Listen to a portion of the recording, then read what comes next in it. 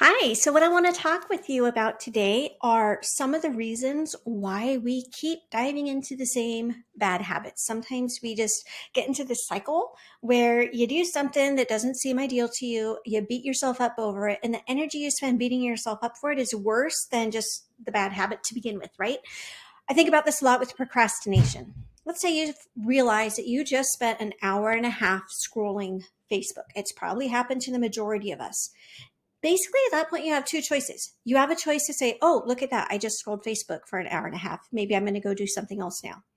Or where more of us fall is you start beating yourself up over it. I'm lazy. I can't believe I just wasted all this time. I can't stop procrastinating. And that in itself is such an energy drain that pretty soon the entire day is gone from us. That's why, I never beat myself up. If I realize that I've been on Facebook for 20 minutes, I don't beat myself up over that. Basically, I ask myself, what am I getting from this? And that's the question that I want to encourage you to ask yourself about some of the bad habits that you might see yourself falling into, or kind of these repeat scenarios, or maybe you're just stuck, right? Like you're stuck at a certain income goal, or you're stuck at a certain number of newsletter subscribers, and you're scared to go above that because of X, Y, or Z. And so you're really self-sabotaging. Anytime you notice that you've fallen into the same repetitive trap, the same repetitive bad habit, the same type of self-sabotage, one of the most clarifying questions that you can ask yourself is, what are you getting from this? Once you identify what you're getting from it, the next thing you can ask is, can I get this same thing somewhere else? So I think about this with coffee.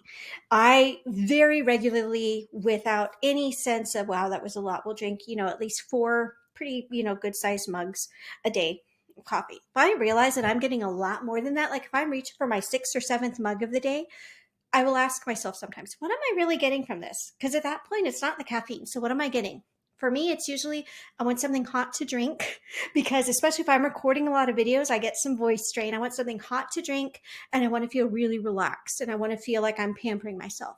Okay, that's my answer. So then I can ask myself, is there a healthier place or a better place that I could get that same thing? A lot of the time, that answer could be, well, a nice hot cup of tea.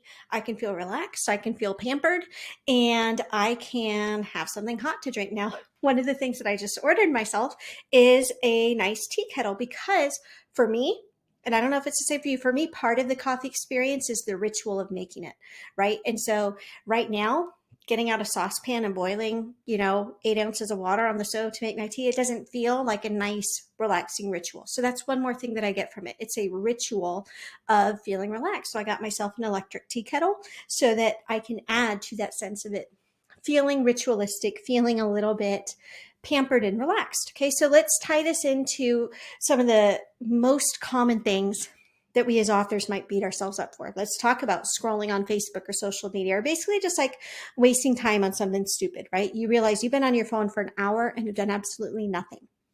What are you getting from that? For me, a lot of the time, my answer is I am getting time for my brain to quiet. And you know what? I'm okay with that.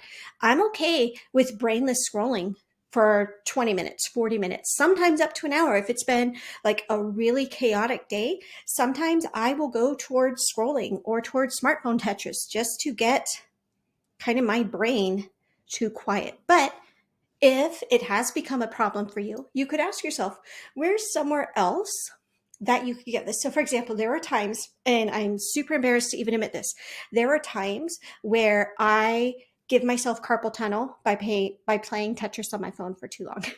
And before you think that we're talking like 8 hours a day, like my wrists flare up a lot sooner than that. Okay, so then I ask myself, what am I getting from playing Tetris? Okay, so I'm getting quiet brain time. I'm also getting a sense of organization, right? I am getting little boxes and putting them, like putting little shapes into little boxes and making them fit.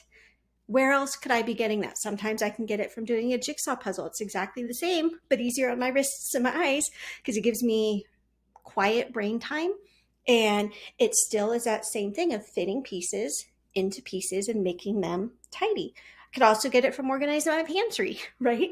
So again, anytime you see that you are going deep into a bad habit or a problem area, Instead of just beating yourself up and perpetuating the cycle, you ask yourself, okay, what are you getting from that behavior?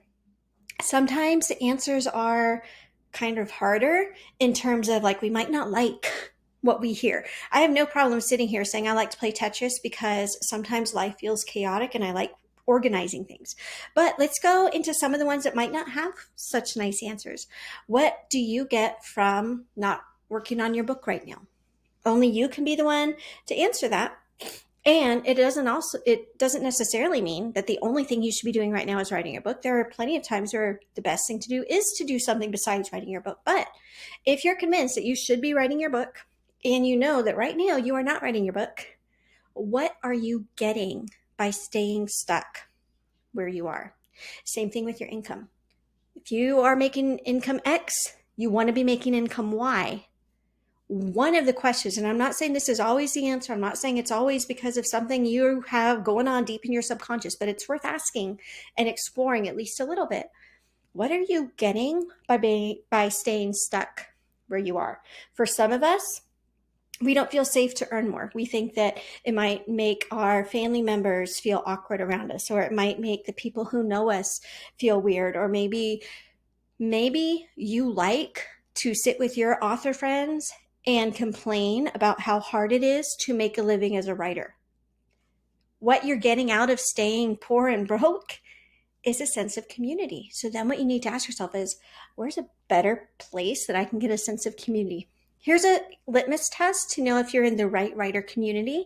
And that is if you were to like 10x your productivity and your outcome or your income, would your community celebrate you?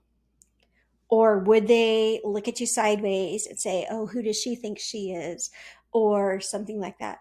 If you get even an inkling that the community you're in would not celebrate with you, if you 10x your income or you 10x your productivity, then there is a very, very, very good chance that subconsciously that community is holding you back, because what you're getting out of staying right where you are is your friendships. So then your question is, where can I get this somewhere else? You want to be in a writing community that celebrates and normalizes success, right? I'm not going to sit around with the ladies and chat about how horrible our husbands are. I don't want to normalize having a pathetic or disappointing marriage. And so those are not the friendships that I am going to pursue. I want to normalize having a great, happy marriage. Here's another one. If you're holding on to any sort of resentment, right?